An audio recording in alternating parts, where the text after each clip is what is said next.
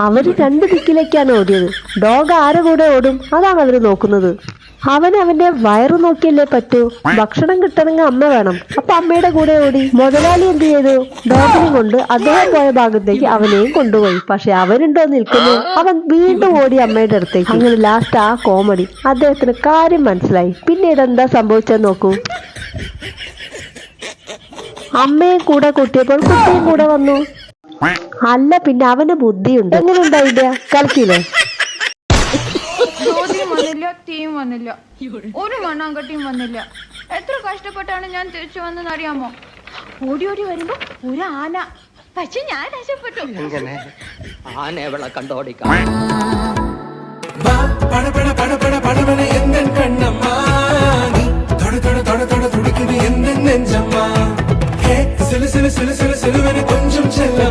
ഒരിക്കത് സ്റ്റൈലായിട്ടുണ്ട്.